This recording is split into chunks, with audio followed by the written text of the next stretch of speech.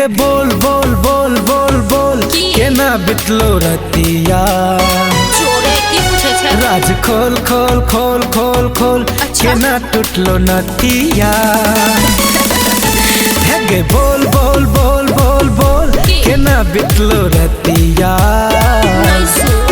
राज खोल खोल खोल खोल खोल केना टूटलो नतिया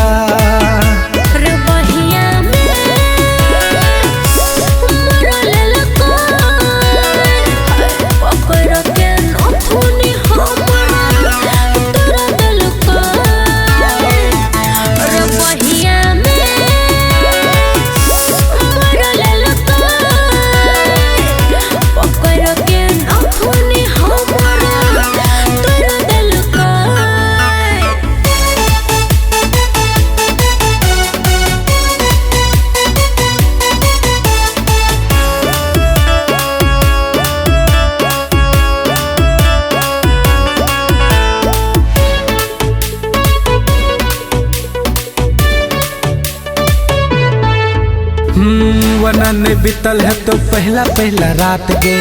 बोल खल के तू सब डहा बात गे लोला के मजा सैया बात बात में दिल का दर्द या हमरा आधी आधी रात में बुझले हे वनन बितल है तो पहला पहला रात गे बोल खल के तू सब डहा बात गे लोला के मजा सैया बात बात में दिल का दर्द या हमरा आधी आधी रात में हे बाज बाज बाज बाज बाज केना केना भेलो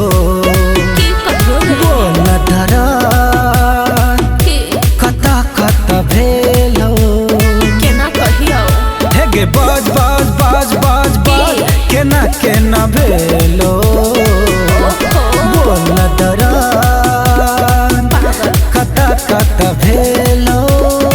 कहलियो तो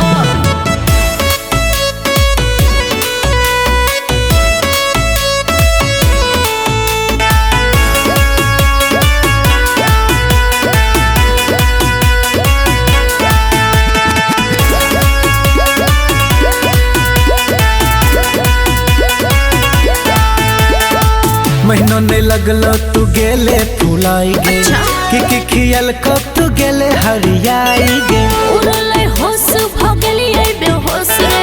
सैया जी चुमा लगा को धोस धोस रे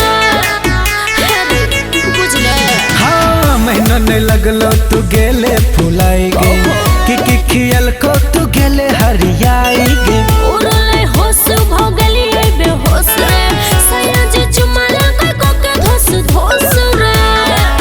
हेरे सुन सुन सुन सुन सुन सुन ना रे छोरा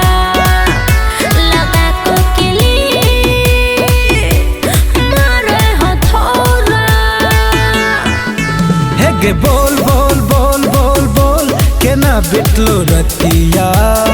बड़ी दुख में राज खोल खोल खोल खोल खोल केना टूटलो नतिया